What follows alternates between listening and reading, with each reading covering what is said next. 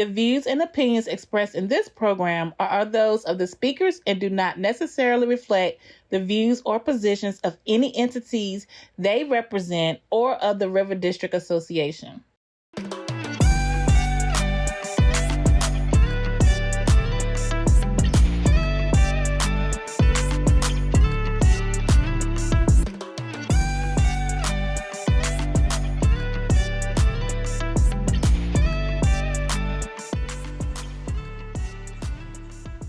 Hello, everyone. Welcome back to the True North Speaker Series. I'm excited. We are doing a holiday special, and we have Billie Jean Jones here to interview her. Everybody knows her. You've seen her doing the work on the mural and all over the community. So we're excited that she said yes to be part of our True North episodes. So this is a holiday special. So if you're not doing anything it'll be a great time to check out her video and enjoy it with family and friends during the holidays. So we're not going to waste time and we're going to get started. Are you ready? I'm ready. You excited? I am. Because I'm excited. I'm going to be a little jitty because I'm just so happy you said yes. Because you're such a creator, but we're not going to waste time. We're going to dive right in. So tell us, like I asked everybody else, who is Billie Jean Jones? Billie Jean Jones is, I'm an artist, a muralist. I don't know really. I'm me. I have learned to be me early on. So I'm a master of none, but do a lot of different things. I've had a lot of different jobs in my life. I'm just, it's just me. I really don't know how to describe me. I love to smile. A lot of people always say I have a big old smile on my face, but I like to just be me and do me, and and help others and do what I can for other folks. And I love to create and draw and paint and just live life. Things have been a little crazy here lately, so right now I'm just chilling. But everybody has the hardest time answering that question. Mm-hmm. And even though I send the questions, everybody knows I send the questions out ahead of time, even though I hate doing it, mm-hmm. They have to have them. But even when we get to the interview, they don't know how to answer that question. It's hard to tell. Yeah, how would you answer that question? Well, I am not the one being interviewed, and that is such a blessing that I get to be on this side of it. But I don't even know if I could answer it. A lot of times we just get caught up in living, right, that we can't answer it. And it's even harder for creators. Yeah. Because you guys have so much that you do. Uh-huh. So it's even harder for creators to answer that question. It's like, oh, okay, I'm a photographer. I'm a muralist. I do this. I love colors. I love this. Mm-hmm. But when it gets to the nitty gritty of who we are, it's even harder for creators to answer it. So you just fall in that narrative. Everybody's like, I'm just me. Right. I'm just me. I just want to live life, be happy, love things. Right. Just do me. Yes. But you have such an interesting and complex life from the time before you was even born, because we talk a lot about your gene pool, and mm-hmm. Your dad was like a Black activist, and he did so much. Your mom, it was just both of them mixed race, and you have such a deep story. So let's tell the people about that, because I think it's interesting. All right. Well, my father was W.W. Jones, and my mom was Imogene Guy Harrison and McNerney in the end. My father was about 30 some years her senior. Okay. So, and he did real estate. Basically sold real estate to the white folks that didn't know he was Black. So that's how he was able to make his fortune coming up. And I learned recently that he actually went to school. Well, he was from a predominant or a successful, farmer. Not exactly sure where, but he left the farm to go to be a pharmacist. And so from then a depression hit. Yes, he was born in 1909 or 1907. I'm not quite sure which. And left the farm to go be a pharmacist, and the depression hit, and then he came home and became a successful tobacco farmer. And then from there he went into real estate, and I guess being I'm not sure exactly the term, loaning people money to help them, to get their homes and stuff. And also worked a great deal with First State Bank back when that first opened up and started. I'm not a founder, but one of the prominent businessmen that worked with me. Yeah. So I remember being little bitty walking into First State Bank since time since time I was little. So. And it's cool how he was a black man and no one knew he was a black man, and he was able to help the black community in ways of attaining real estate and homes and everything like that. Yeah. And so I even thought that was cool, because a lot of times we talk about what all went on a lot of those times, and people like the regular people, he was a real estate, but he was also helping other people get homes there who normally couldn't get homes, and break those red line barriers and divisions. You got to stay on this side of the track, and he was able to show up as himself. He didn't tell you, you didn't ask him who he was, but able to create opportunities for people of color. And I think that is so cool. Right. Someone about maybe last year said, your father sold me my first home. Wow. And I was like, yeah, so the minute I saw you, I knew who you were. Wow. And I was like, yeah. So was it complicated growing up where both of your parents were biracial, and then you come along and you trying to figure out where you fit in? I know you talk a little bit about that, trying to find where you fit in life, because I think people don't have those conversations. How was that difficult or not difficult for you? It wasn't difficult because everybody in the family's mixed. Oh, as wow. crazy as that sounds, everybody's mixed. It's like someone came over to Thanksgiving for dinner. A friend of mine. It's like the Rainbow Coalition up in here. I love it. And there's people of all different skin tones, all different. The blackness comes out more in this person, or the whiteness comes out more in this person, or the Native American comes out more in this person. It's everybody's mixed. Yeah. Yes. And I love it because I was talking to you, it was like you almost look like a chameleon, like some shades of you look this. And that's why I feel like we shouldn't judge anyway, but it shows the complexity when you look at you. Even we were sitting here trying to figure out like, oh yeah, I do see that. I do see that. You was like, yeah, I got a turkey. I got this. Yeah. And we was like, oh yeah, I do see that. So I think that's really cool. And that's even a whole story within itself. But I think it's just so interesting how it doesn't define us. No, I mean, there's days when, getting dressed and going out. So do I want to be more black? Or do I want to be more this? Yeah. Or do I want to be more that? Yeah. I pull from all of it. Yeah. Because that's what I am. I'm all of it. I wear my hair in braids, and a lot of people go, they see the Native American in there. My hair is braided, and I wore my hair curly the other day. They're like, and then today it's straight. Yeah. So I can do it all, and I'm blessed in that way. Yeah. So, and to be looked at as a blessing. Yes.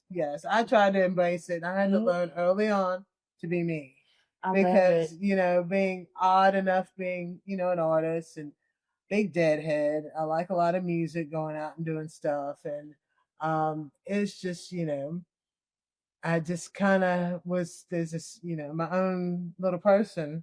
And then, but I've been exposed to so many different wonderful things. And it's just like, I learned early on to be me and be comfortable being me.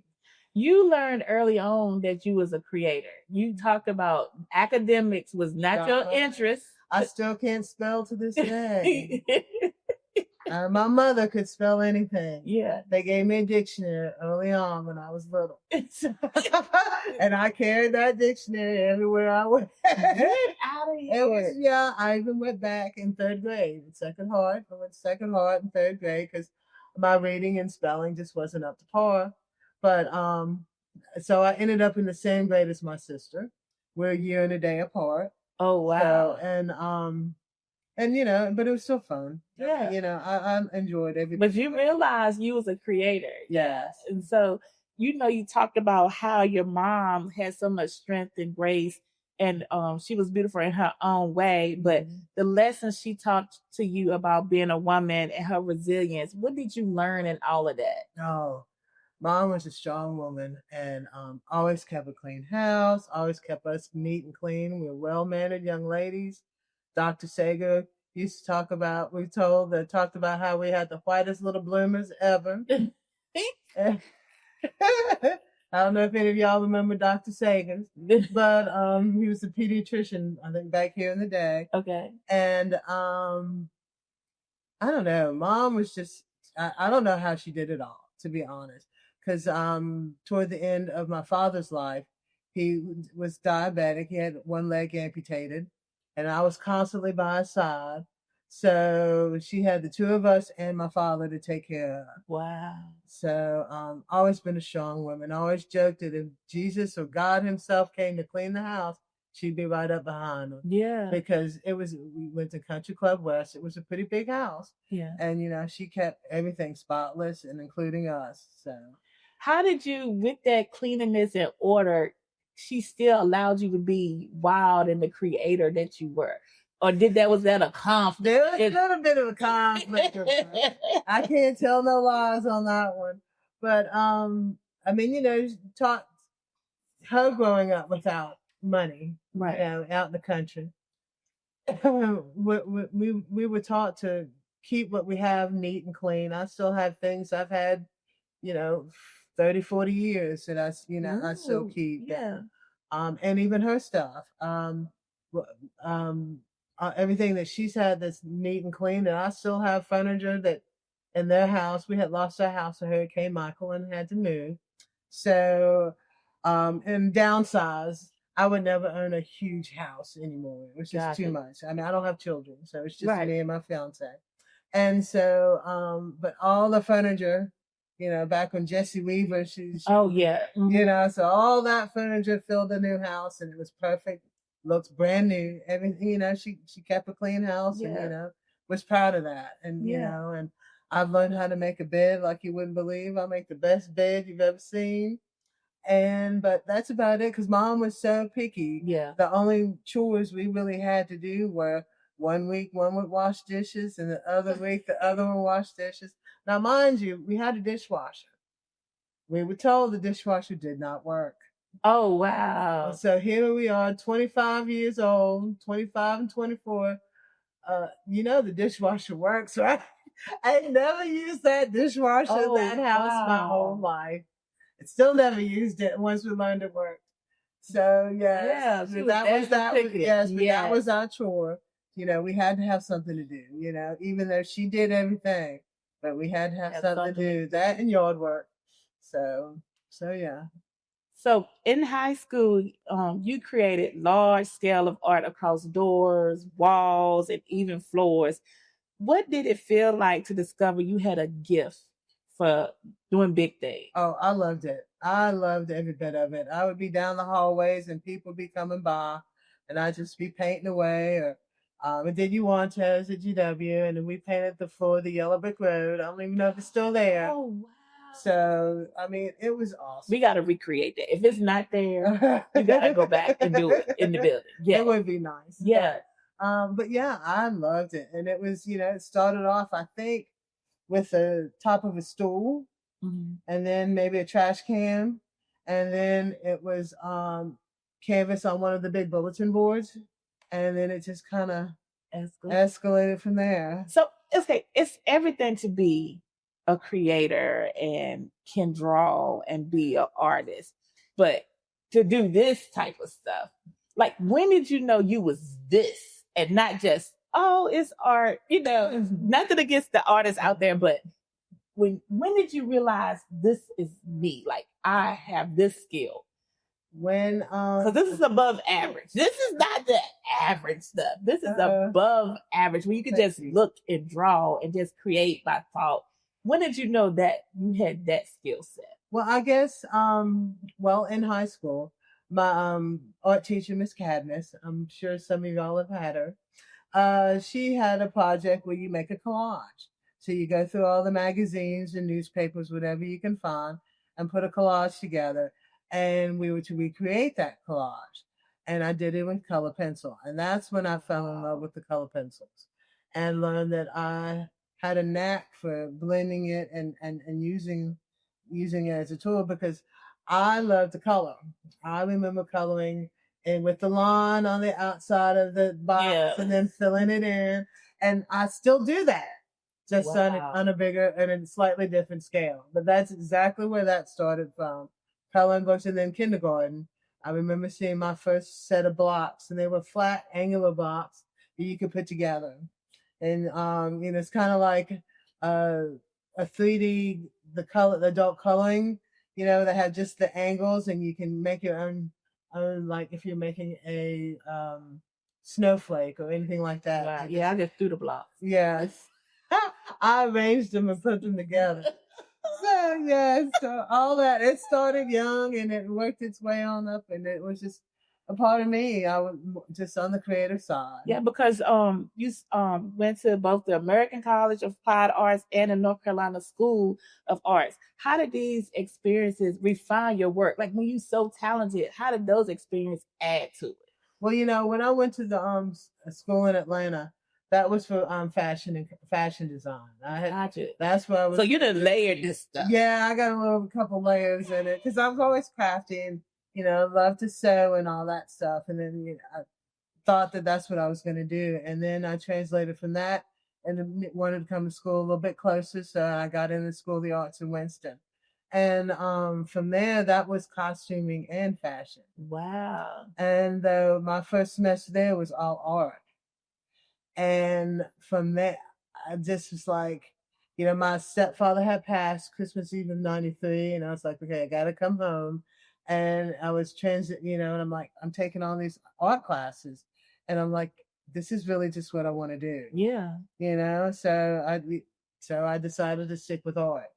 Wow. And then from there, just came home. I think I went to DCC for a little bit and just started working because I've worked since I was a teenager. First job at Pizza Hut, so both me and my sister, and always had a job, and then I just started realizing I was selling little this and little that, and it just kind of blossomed from there. That's one of the things I kind of want to talk about, and this is getting off track, so she don't have a question for this, but tell me, how do creators find wealth in their work? Is that a hard thing? Yeah, yeah, because I don't think people.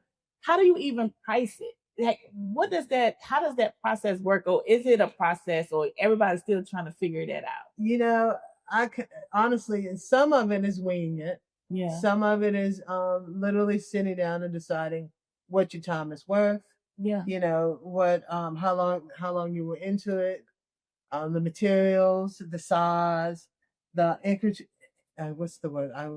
Intricacies of the work. So it all plays into it. Yeah. And then there's the old adage, the higher the price, the more people want to buy it. Oh. So, and that's something I didn't know about early on, but just something that you learn. And so usually if it's really high, people get more interested in it, which I don't know if that's true or not. But I try not to go crazy. I try to keep it within reason, and materials and things like that. So just time, materials, and what you personally feel like you put into it. Yeah. Because you can do little things like a logo or a fish or a duck or something tiny that's not a big deal, or you can do something that's more intricate.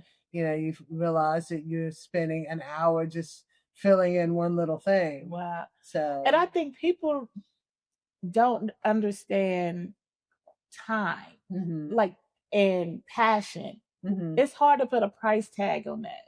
And I think a lot of times now that I work with a lot of different creators and especially artists, and they have one painting that is lower cost, and then they have another painting that's higher cost. And a lot of times people don't understand this because it's time and energy, even the passion that you have for a painting. I think you should be able to price for passion, because I feel like passion comes through in the work. Right. If somebody said, well, I just want a simple dove, you get a simple dove. But you're like, I want dove that shows the wings. It's that passion that goes in it, and that time and that effort. And it's hard to put a price tag on that. And it's hard for people to understand the price tag. Right. And I think it's always, I hear artists struggling with what to charge. Because you want to sell your work because you want it to be displayed. Right. Nobody really wants their work hidden. Right. But I want to be compensated for quality. And I figure like we have to respect that and figure out what's that worth. Because if it isn't just me, a lot of times artists and creators don't get the respect they deserve until they dead. Right, right. Oh, now I gotta get this piece. Right. It might be collectible one. Yeah, you see what I'm saying? Like, I was like, I hate that. Like, why you can't buy the piece? No. Right. What does the tombstone have to do with the quality of the time? That's why they did, because they put so much time in it, and they worried them something down. They couldn't eat. Yes, couldn't keep roof over their head. Yes, yes. Yeah, so that's why I was like, let's figure out a way to respect their price tag and the quality that people put into their work. But anyway, that's my little. Well, you know, I just figure if you love art, yeah, and something hits you that you like, yeah, and you're gonna pay for it. Yeah. I mean, you know, and whether it's $2 or $2,000. Yeah. You know, when you find something that you like, that I like that. You know, then people will pay the price for it. I mean, I agree. Because you never, you know, you don't know when they connect. When there's a connection. Yeah. Yeah. So tell us, how was the art world different from when you was in Atlanta and North Carolina versus how the art world look here in Danville? Well, I mean, you know, back when I wasn't, you know, left to go to school, there wasn't much going on in Danville. Yeah. I mean, you know, everybody left Danville. Yeah. You know, people didn't stick around. There was, Yeah. You know, and, you know, now things have almost completely changed. I mean, with all the renovations and all the just, you know, from the casino now, which is the latest thing, but, you know, everything they did in the warehouse district, and people are, you know, I don't know how the jobs and the economy and stuff, honestly, but, you know, people are sticking around because there's things to do. We definitely have more music venues now. You know, we finally, those of us who have left and come back have taken ownership and being at home and doing their thing. Exactly. Because it was a thing to do. You left. Yeah. You know, you left Danville, you know, and then it was just old people in churches and you know, for the longest time.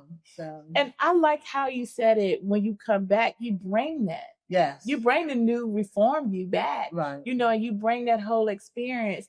Because even when I see you, every time I pass by and blew the horn, when you were doing the mural on North Main, you did it. It just was so much passion in it. And you could just say, you were just putting all of your knowledge in it. Mm-hmm. You'll go by one time and then you come back 2 hours later, it's 3 birds. And I was like, how the world she did all of that in an hour, 3 hours? And I mean, how it unfolds. Right.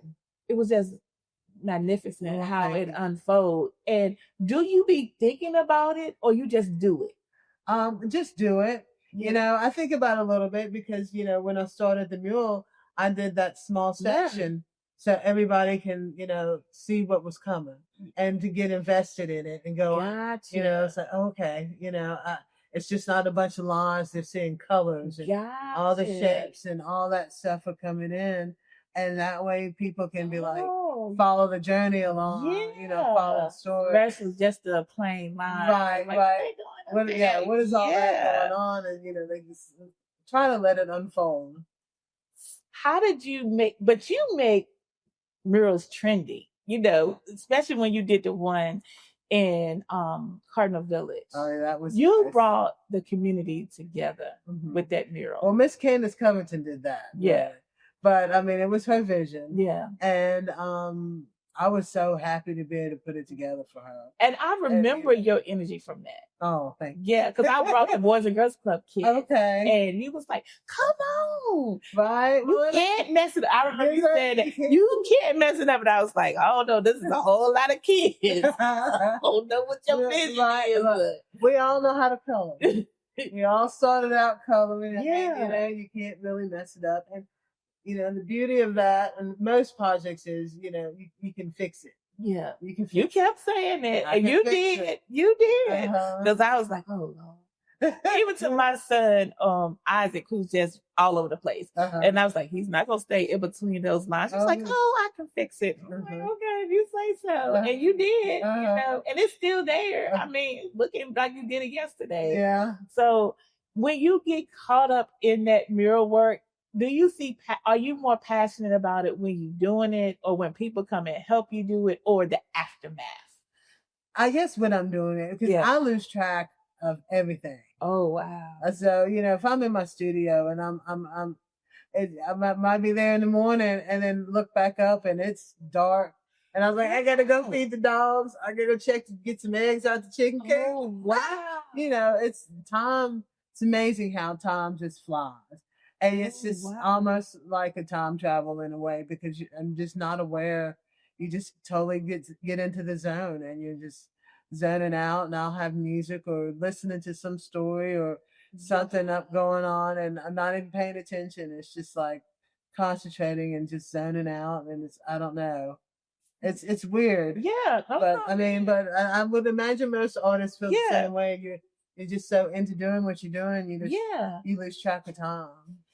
And so you're just thinking about drawing, or you're not thinking, you just letting your fingers do the work? How does that work? Both. Okay. Just, sometimes I have to stop. Depends on what I'm doing. Yeah. If I'm doing lawn work, I'm like, real anal, trying to keep the arm loose. And, so, if you make a mistake, it's not that big a mistake. It'll all work out. But, and then sometimes I'm just coloring away, and I'm just, not even paying attention to anything. Wow. Just, what the way the pencil is going on the paper, keeping my lines even, and just kind of zoning out and relaxing and trying not to, don't get stiffen up and make things worse. You just gotta have to relax your mind and your thoughts, and just, and just let it flow. Relax your mind. If I could do that, if I could just relax my mind. That's basically like a meditation. Yeah. Yeah.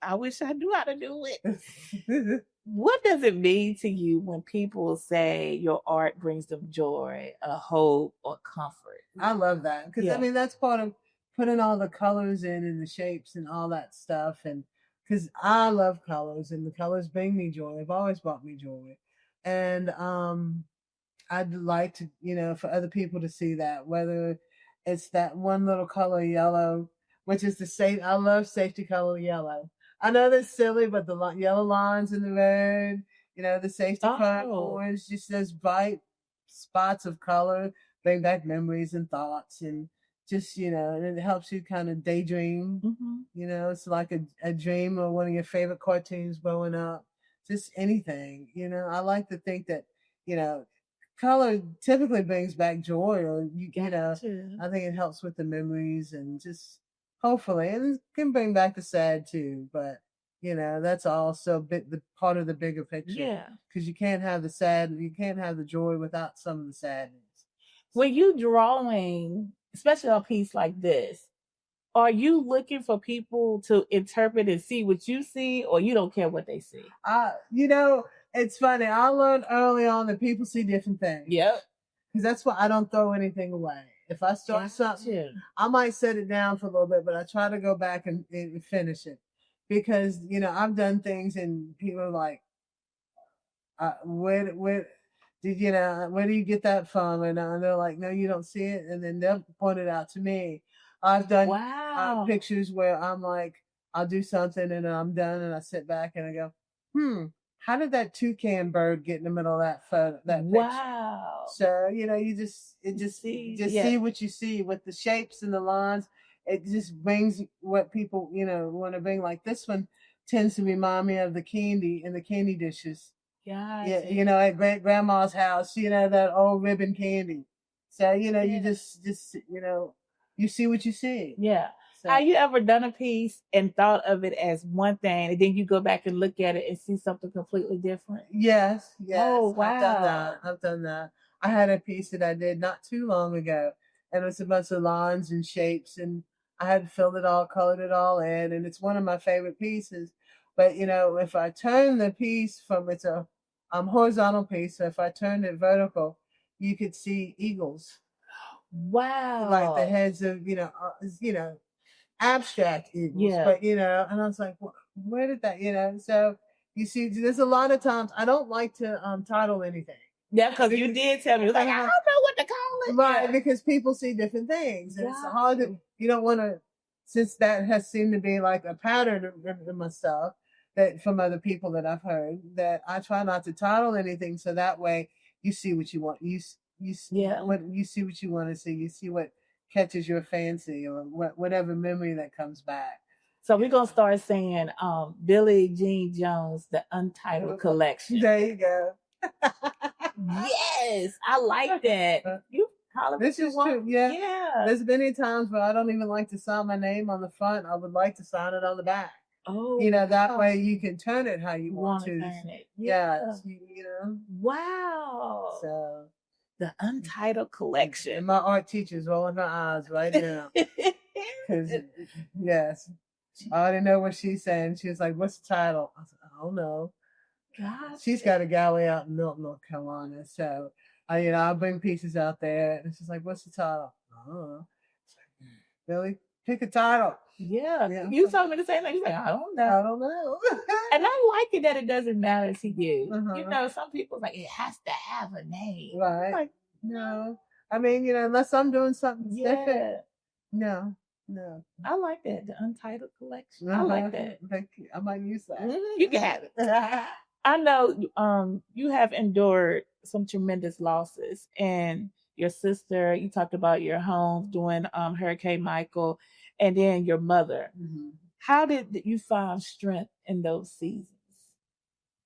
From extended family and my fiance and his family. Because I lost my father when I was little. I lost my stepfather Christmas Eve of '93. And then, brothers and sisters in there. I still have an older sister living, half sister living. My sister passed. She, I can't even tell you the day right now. And it was in October because the hurricane came through. Yeah, Hurricane Michael. Yeah. She's been gone for a little while now. And,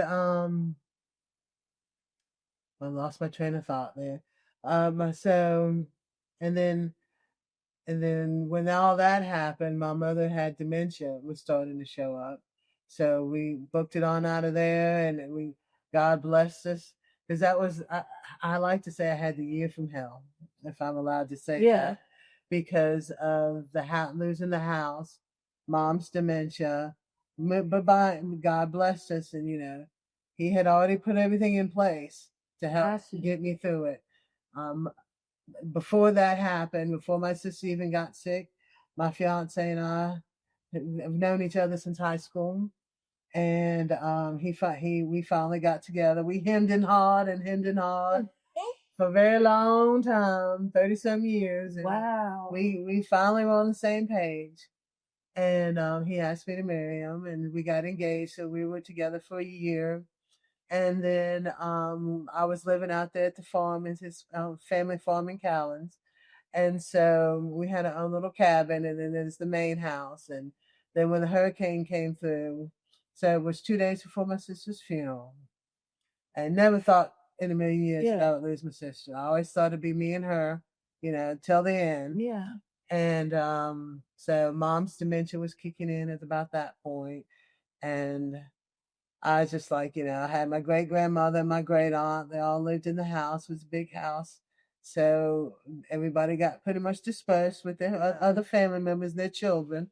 And then it was just me and mom. And basically we were homeless for about 2 months. But wow. Bud's family stepped up, and we moved mom into the cabin, and me and Bud moved into the main house. And it was actually a really good transition spot for all the loss, because I didn't even know what mom was processing really at that point. And I didn't have time to process. Right. And then unfortunately, God bless us once again. We bought a house 3.3 miles down the road. We got 8 acres, a move-in ready home. Needs some work, but move-in ready home. Two outbuildings, and a dilapidated barn, and a half a pond for the price of a car. $42,500. And it was awesome. So, and we love it there, absolutely love it. And moved into there, got everything, pulled everything from the house, more than enough furniture to fit the new house. Put mom in the master bedroom, and just started that whole journey. So for a moment there, I actually owned 2 homes. I didn't know what I was doing. I didn't know what I was doing. I was just day to day, day to day, day to day. So I left my job and took care of mom, and God made a way.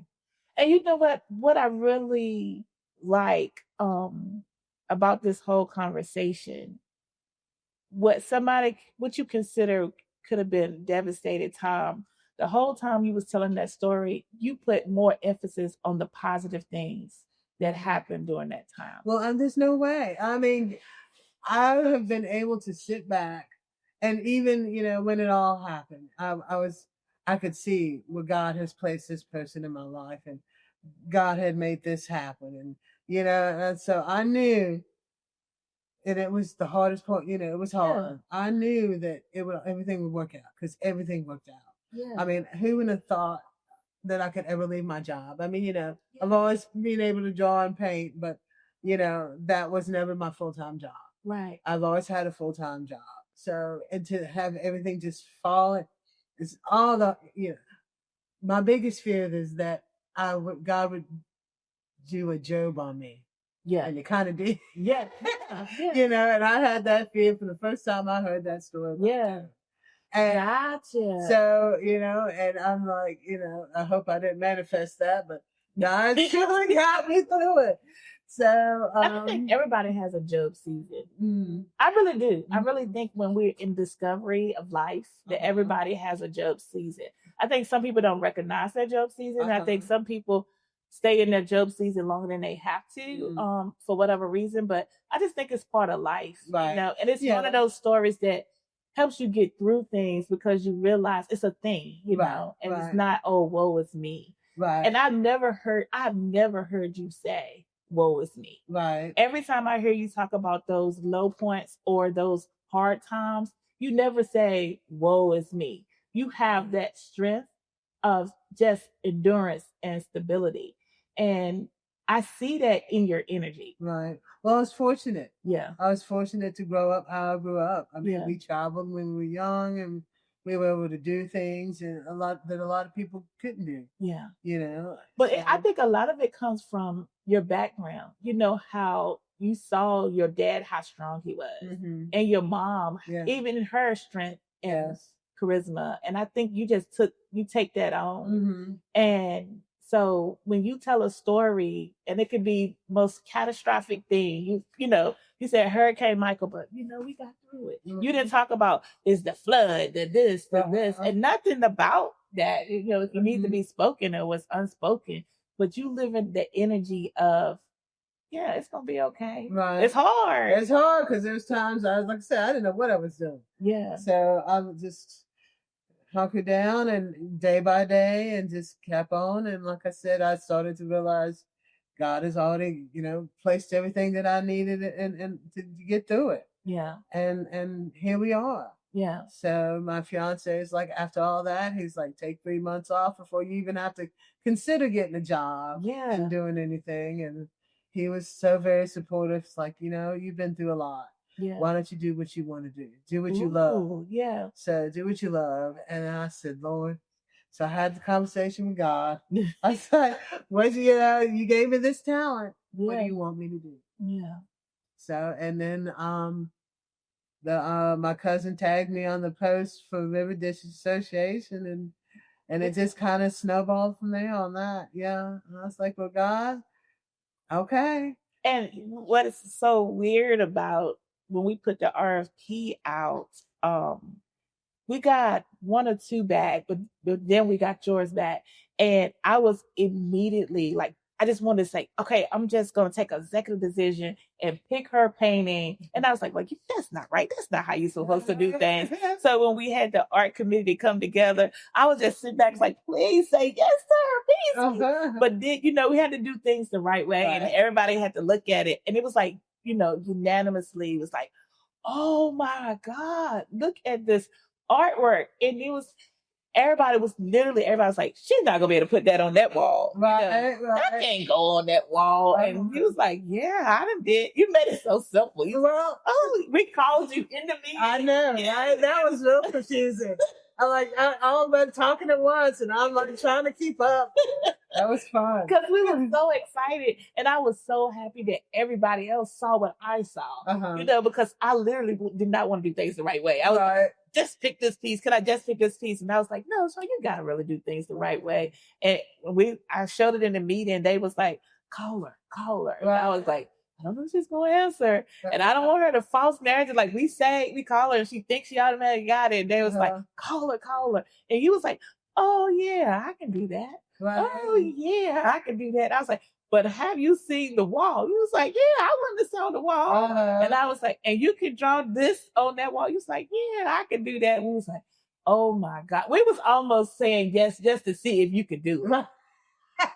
We was like, we gonna see if you could do that. Oh man. Yeah. I mean, so it was so good. And I guess it's just perfect. Like you said, it's timing. Right. Yeah. Right. Because I had 2 proposals. Yep.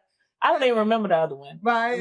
The other one was more closer more related to a drawing. Okay. Like what's across the street, you know? Yeah, gotcha. But you know, in my style, more natural in that way. And then the second one, I was just like, you know what? I had it in my mind. I said, I'm gonna submit something really more like me with all the color.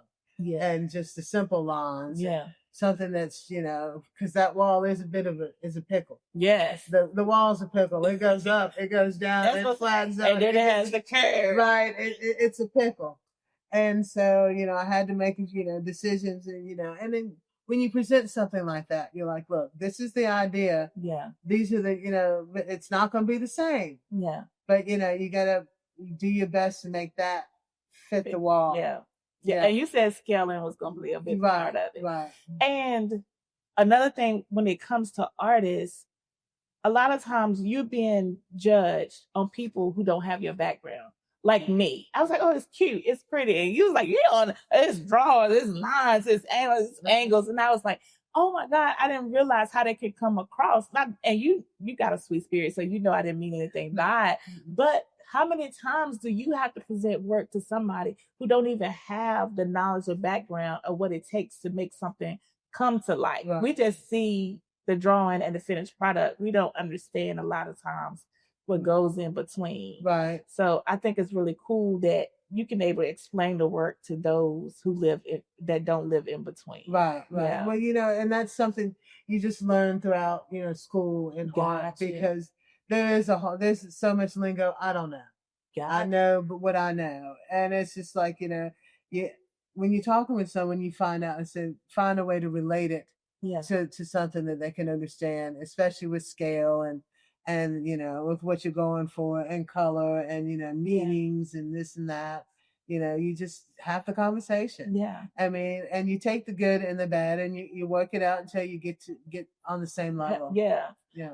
How do you not take it personal though? Because, you know, it's your work. So how do you not take it personal? Well, you know, I was at the gas station earlier and someone goes, I don't like the negative comments. And I was like, you know, not everybody likes everything.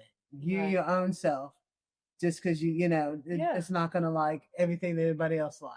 Right. You know, from the masters to the contemporaries, you know, from everything. You know, we don't know, nobody likes everything the same. We're not built that way. We don't look that way. Yeah. You know, life is all different things. And so, and that's okay. Yeah. I mean, you know, I can't say, you know, I don't like things, you know. Yeah. It's just, it didn't make sense, you know. Gotcha. Common sense. Not everybody's going to like it, everything. Yeah. So, what's going through your mind about what's next? I don't know. I'm hoping to do more work, of course. Yes. I'm hoping to, you know, I had that other projects will pop up, whether in people's homes and restaurants. Yeah. I'm hoping that, you know, I have a store on Etsy. So Art by Billie at Etsy. I know that's right. Right. And, you know, I'm hoping to sell pieces through that. Yeah. Because it's actually become that was another thing my fiance pushed. He was like, go for it. Yeah. And, you know, it's just like, I don't know. I mean, I've had a few things on eBay, but, you know, not really done a lot. And I'm like, I have all this pile of work. Yeah. And then I get into it because I don't do a lot of canvases unless I'm asked or I get a commission, because otherwise I'd have canvases all over the place. And so, and, you know, up until somewhat recently, there's not been a whole lot of places to display. Yeah. Unless you have a big showing and all that kind of stuff, and that's just not really. I'm not in that scene as far as the art scene. Yeah. So I open up the store so I can do my art and then share it that way, and people can also see things in reference to get an idea of what's going on. But I also submitted. I do a lot of suns and a lot of sun faces, and just I don't know, it's different things. And God said to me, I'm really hoping it was God. It'll be blessed if it is. Contact Sunday morning. So I put into 3 submissions so Sunday morning could see, because I would love to be able to have one of my sons on Sunday morning, because when I was a little kid, we hated Sunday morning. It was the only thing on the TV on Sunday morning.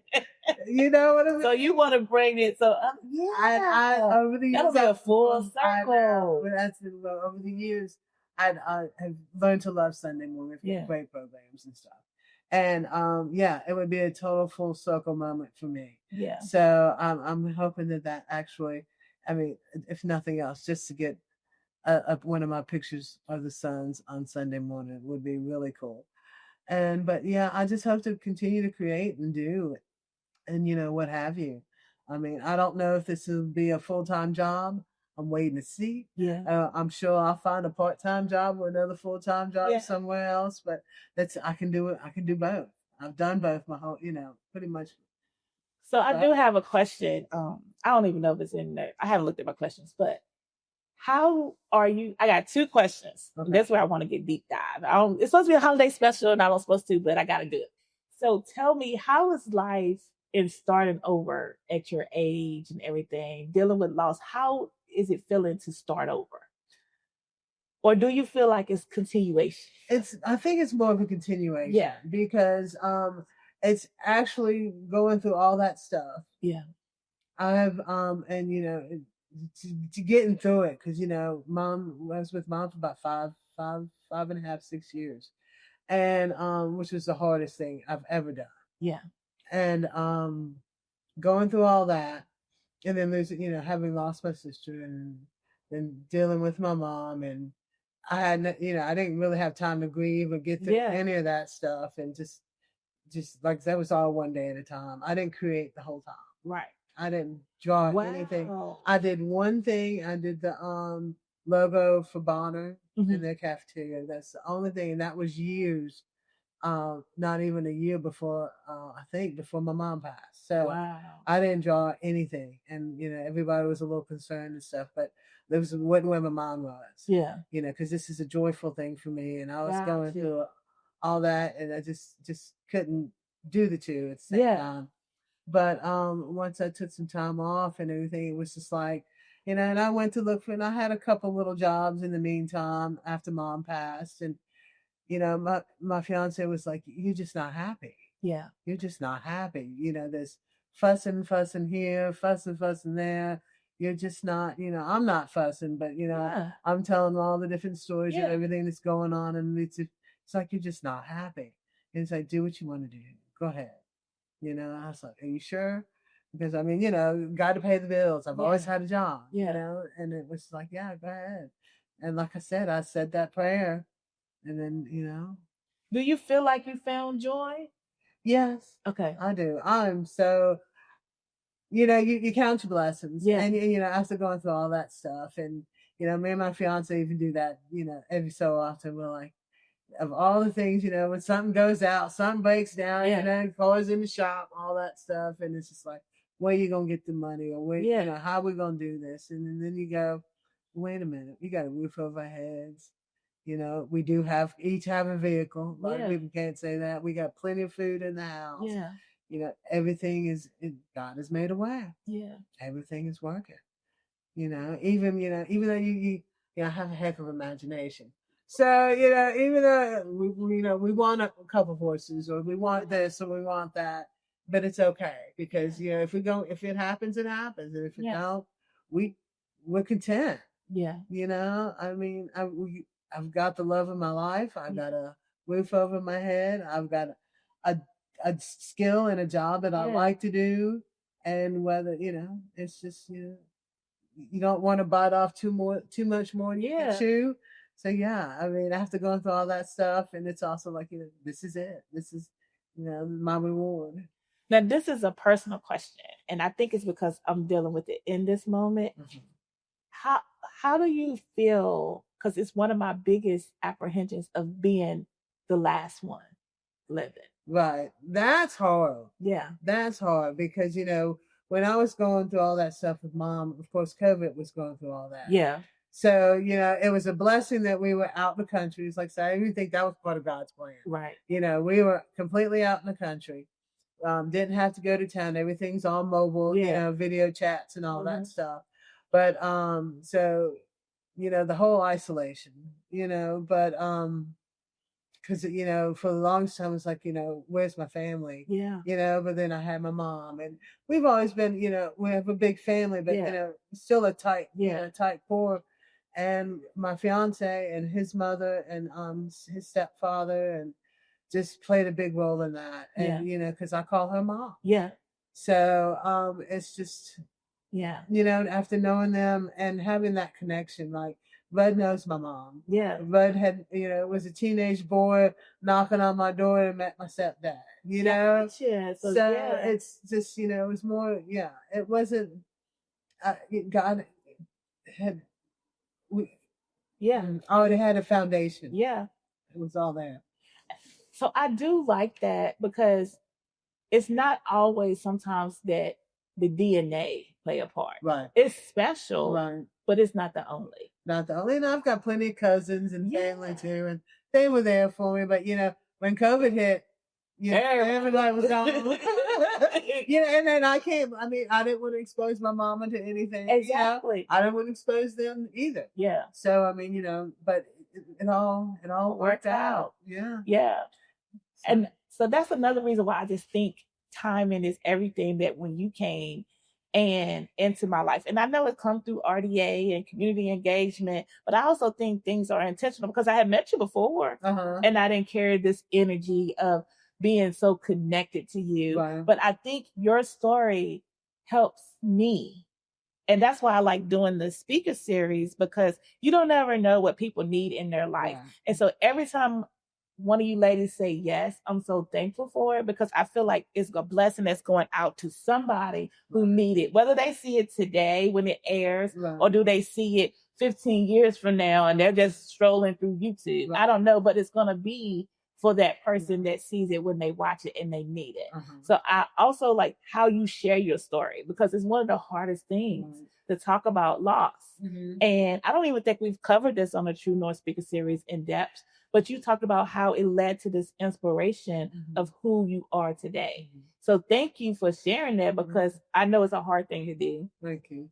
And I can't imagine it, because it's something that I think about constantly, as I am the youngest of 8 siblings. And my mom and dad had me when they were older. So I always had that fear of being the last one. And I could, something can happen tomorrow. That's not what I'm saying, but it's a fear in me. So when I hear you tell your story, it's so inspiring, because you come from such a positive place of life. Well, you count your blessings. Yeah. And you don't know what God has placed. Yeah. Because, you just don't know. And I have been fortunate enough to be able to step back and see that. Yeah. I can see it all now. Yeah. And who knows what the future holds. Yeah. Because what people don't realize, every lady that we interview, me and the film director Antonio Willis, we always talk about the interview before the interview. Y'all come in and y'all be just talking. And we need to figure out a way to capture that, because it sets the tone for the interview. And you guys just be so outward, until we say action, there's like, oh. But in your story, you talk about your history. You talk about your genealogy, your gene pool, and all the complexity of who you are as a person. And it shows, I think, in your art. Your DNA shows in your art. It's so much of a kaleidoscope of who you are and your personality. So tell us, what does stress-free look like? What do you do? What is that self-work that you do? Because you're such a creator and you talk about it so this is it, I guess. You know, Okay, that gotcha. meditation, that zone out. There's no stress. Typically, but you know what I mean. It depends on what you're doing, but when I'm doing my color pencil work, because that seems to be my favorite, or painting, it's like it's a whole stress. There's no stress. Even if there's a little stress, if I gotta go start the laundry before I get up there and get to work in the studio, to make that happen, everybody's done, the dogs are fed, everything's good. And then I just go zone out and do what I want to do. Wow. So, what do you feel is the greatest purpose for your art? Oh, I don't know. To bring joy, I guess. Yeah. For people to look at it and see something that either brings a smile on their face, or I think I said earlier, to see a curve, and it reminds me of the curve when they're playing out in the playground, or on the streets before the street lights come on, out playing in the woods, all that stuff. Or a color that, like this one, reminds me of the piece of candy in your grandma's candy dish. Yeah. Or just the way the sun hit, or the fields out, and on a rainy, misty day, or anything like that. Just something that brings back good memories. And even sad memories with I always like the black. I like to, because there's a balance. There's a balance in life. You got to go through the good times. You got to go through the bad times, and hopefully you'll make your way out, one day at a time. Yeah. And everybody has the same struggle, just in different ways. Yeah. Whether you're rich or you're poor. Yeah. Everybody's going to die. Yeah. Everybody's going to be born. Yeah. And, there's going to be sickness, and there's going to be health. Yeah. And there's a balance to the world. So, I love it. What do you want your legacy to be? Really just what I can put on the wall or on a piece of paper. I want, the joy and the color and the, whatever emotions that, bring across your mind when you look at that, or whatever you find. People, like I said, look at my artwork, and then they find something that's, it was never intended. Yeah. That, putting my mark, in that way, just, touching people's lives through art. Yeah. So as we wrap up, as I do everybody else, tell me your favorite quote or scripture or mantra that you either inspire you or you live by. Well, my biggest thing has been for the longest time, and I can't tell you the verse or chapter or anything, but love is patient. Love is kind. You don't boast. You don't keep records wrong. Yeah. It's in where I am right now, and have been for the past several years, because it took a lot of love to get me through it, to have it, to been, fortunate enough to have a lot of love in my life. Yeah. And being engaged, and being, to be married to the love of my life, and the love of his family, and the love of the people around me, and going through the hard times. It's, God's love is just infinite. There's just no, there's no definition to it, but it's the best way to approach life. I feel like, even with strangers, you help the old lady out of the car, or someone drops something, or I'm tall, someone's too short to get that one thing off the shelf at the grocery store. You go help. You show love wherever you go, and it does come back to you. Show kindness and love to your family, to your friends, to complete strangers. I mean, you never know what angels are lurking around the corners, or who you're helping, from them having a bad day to you having the worst day of your life. Helping somebody, just putting a smile on your face, can just turn the world. I love it. You guys heard it from here. Billie Jean Jones, holiday special. Happy holidays and Happy New Year's. Thank you again for tuning in to the True North Speaker Series. See you next time. Thank you. Bye-bye.